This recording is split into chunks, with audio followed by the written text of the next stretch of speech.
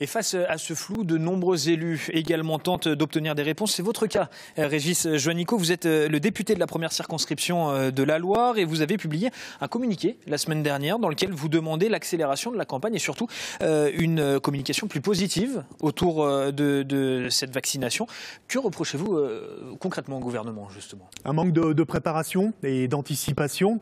On a fait, je pense, beaucoup de communication autour des premières vaccinations le 27 décembre et puis on a l'impression que depuis, il ne s'est pas passé grand-chose. C'est vrai que vous voyez, on est à 500 ou 1000 vaccinations dans notre pays, quand en Allemagne, il y en a 250 000, quand dans certains pays européens, même le Portugal, on est à 15 000 aujourd'hui vaccinés. Donc on a l'impression d'une course de lenteur alors qu'il faudrait une course de vitesse.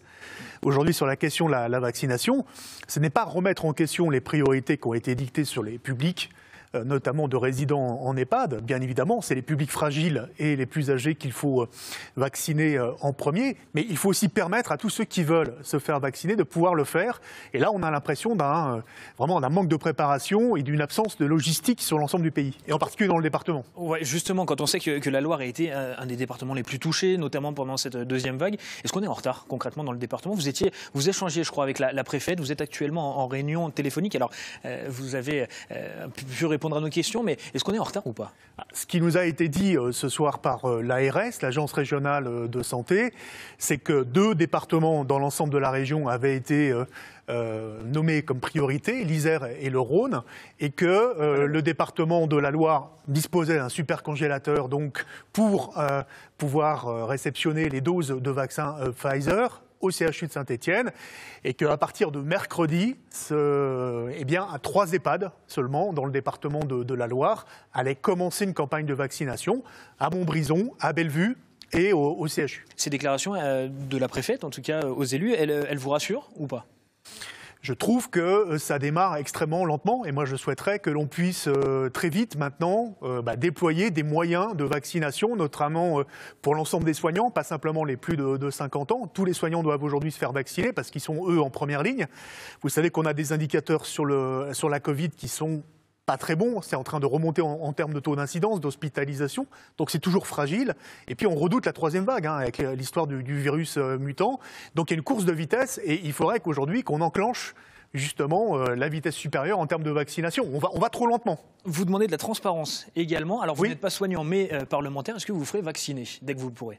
Oui, bien sûr. La transparence, ça commence par le processus de décision. Aujourd'hui, tout se décide en Conseil de défense par le président de la République. Donc aujourd'hui, il ne peut pas rejeter la faute sur la bureaucratie ou sur l'administration. Ce sont ces décisions politiques qui font qu'aujourd'hui, il y a un retard à l'allumage que tout le monde a pu constater.